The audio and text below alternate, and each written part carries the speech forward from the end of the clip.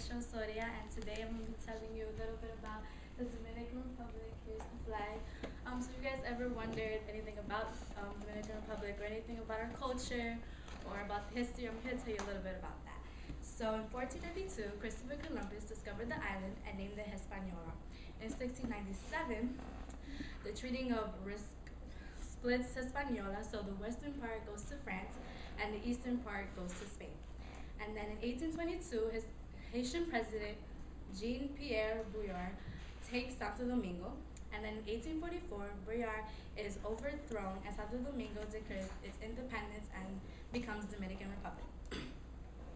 So a little bit about our culture and some facts. So traditional dishes are mangú, sancocho, pollo guisado, habichuela con dulce, which is my personal favorite, and totones. Our music has an influence of Western Africa and minor influences from Europe and native Taino. Some genres of our music are merengue and bachata, and some festivals that we hold, well, one important festival that we hold is the Carnival. Sports predominantly played in Dominican Republic are baseball and basketball. A fact is our currency is the peso. And a fun fact is the Dominican Republic actually won the World Baseball Classic in 2013. And that is it. Thank you very much. I just wanted to share a little bit about myself with y'all. Thank you for listening.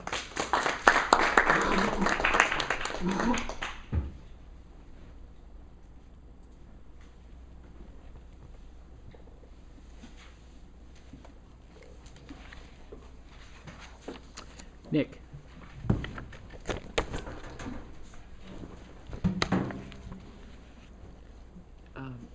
Rosie, do you mind turning it back on for Nick? I'm not sure. Thank you.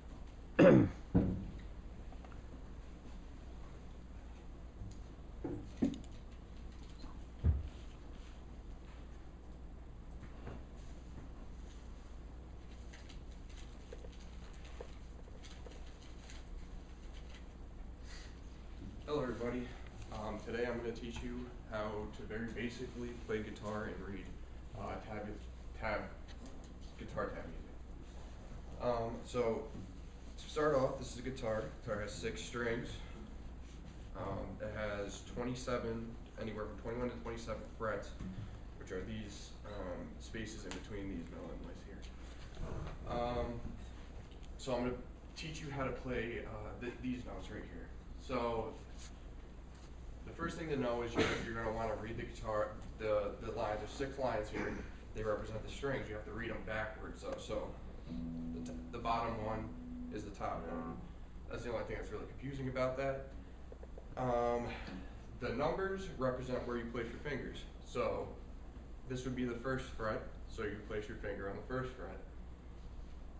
And then the A and the D string have 3s on them. So you place finger on the 2nd and 3rd string on the 3rd fret, and then you play it. Here it's 3 times. It could be read similar to this with times 3. So that's how you would play and read guitar music very basically. I hope you learned a lot today about how to play guitar, and hopefully you get out there and start. Thank you.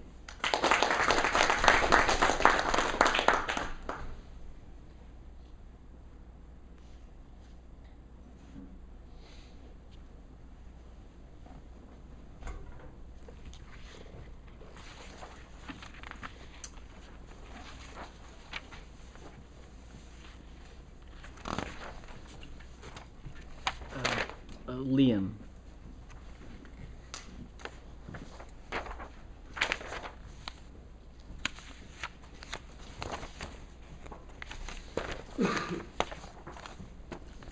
Hi everyone, I'm Liam Sullivan, and today I'm going to begin by kind of posing a hypothetical to you guys. So say you have 2 resumes on your desk, and you're in charge of giving out a job to 1 of 2 candidates. Who are you going to pick? The resumes are exactly the same. What if I told you that a former Fortune 500 CEO picks candidates based on solely their handshake? So regardless of what the resume is, not regardless, but depending on, you know, the similarities or anything, you know, having that first impression of a good handshake can be all that matters. So here I'm gonna have a few tips for you guys to maybe improve your handshake so that you can nail that first impression. The first thing would be to keep your right hand free. So if you're, you know, going into a job interview and you have your resume in your right hand, maybe switch it to your left. Second, you know, think about your position. If you're shaking hands with someone that's standing up, maybe it's best to get out of that seat. Third, you know, match firmness. Sometimes having too soft of a handshake can be a huge negative, but also at the same time, you know, coming in too aggressively and being too aggressive with that handshake can be a negative thing as well. Practice makes perfect, so it's always important to, no matter who you're shaking hands with, even if it's your friends, you know, take that opportunity and try to really, really practice on your handshakes because they can matter down the road.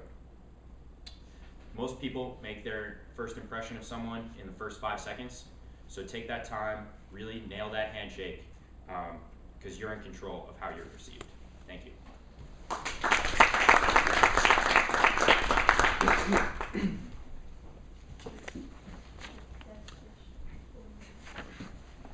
John.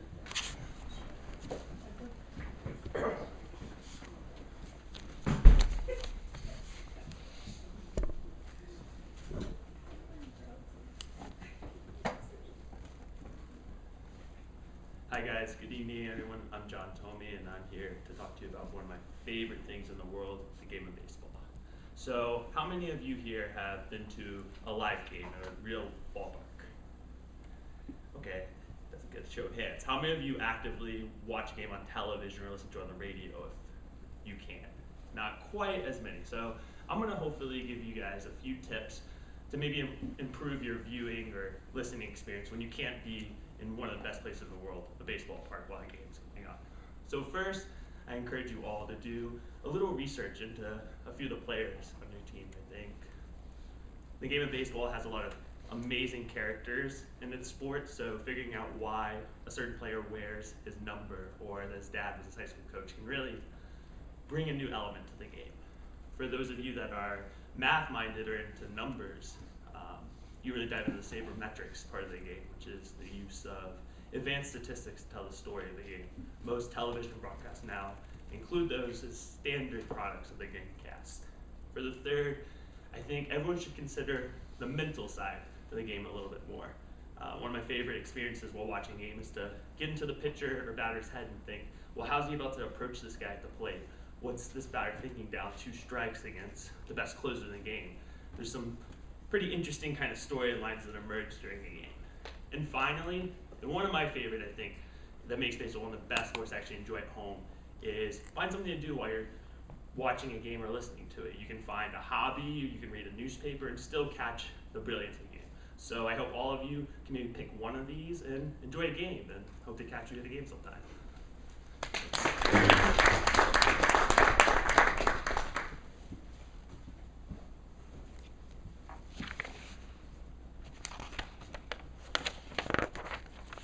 Anthony.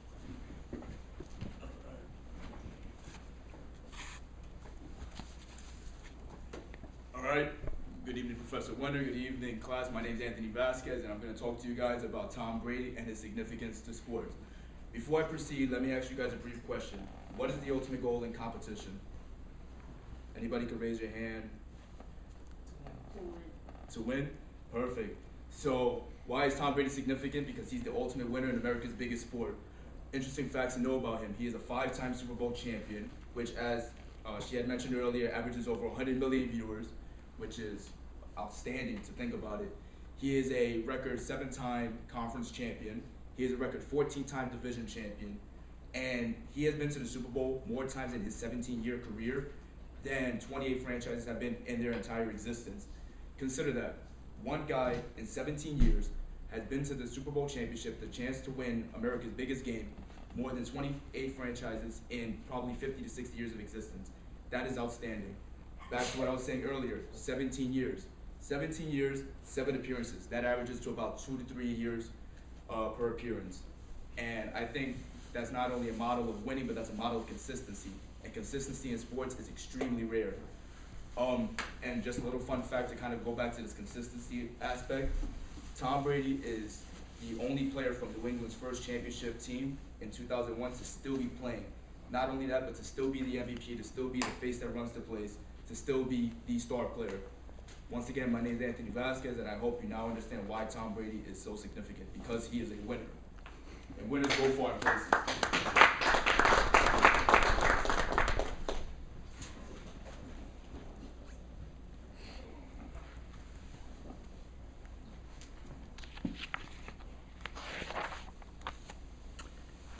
Wave Roan.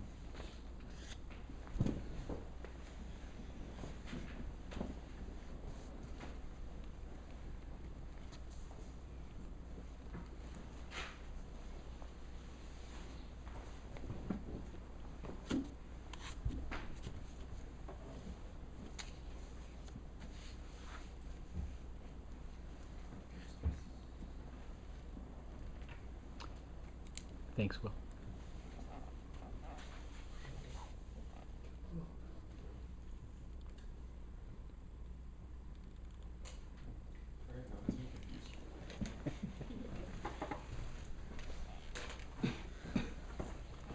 For a guy with the best intentions.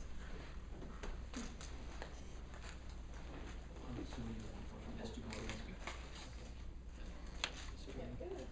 Spring has been.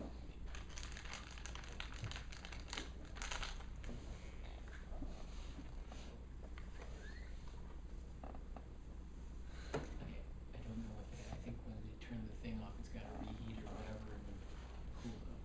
Who's up here? What's the type here? What's this up here? So I think when you're done with it, if you could just hit mute.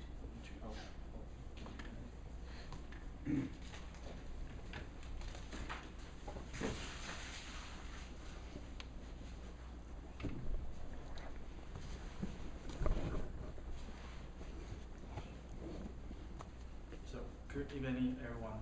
I'm Wei Rao. Today we are going to talk about the basic structure of HTML. So, how many of you know HTML? Good. So, HTML stands for Hypertext Markup Language.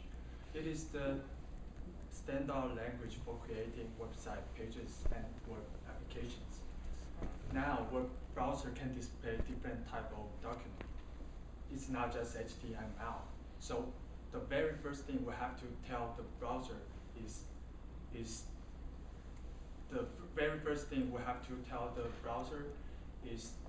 what type of file this is.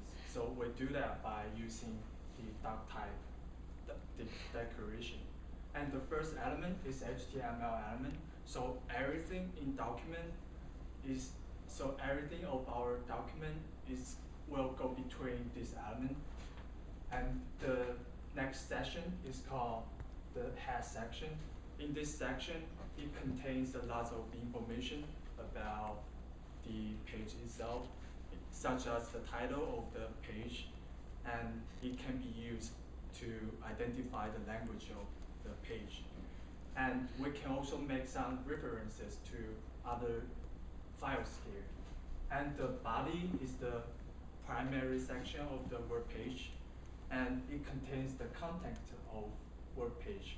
And almost everything in the body element will display in the web page. And this is the basic structure of HTML. Thank you.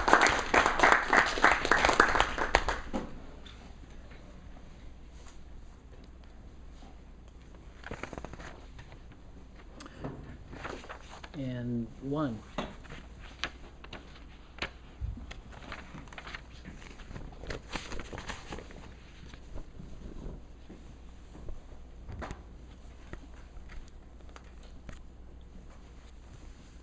Hello everyone, my name is Juan, and today I'm going to introduce you guys about Overwatch. So, who loves to play video game here? Alright, so Overwatch is a 3D team-based shooting game published by Blizzard Entertainment, and it was released on May 2016. And you can play either Xbox, PlayStation, and you can also play with your PC. Overwatch puts players into 2 teams of 6, and each player selecting one of those ever predefined heroes. There are total 23 of them, And you can actually change the character during the game. And character combination is very important to win the game. And they're divided into 4 classes. There are offense, defense, tank, and support. Its character has unique ability, attribution, and movement. Players on the team work together either to take over the control points or escort the payload. More than 9.7 million people are playing this game today. And Blizzard also announced a plan to support professional league starting this year. And I'm very excited about it. Thank you.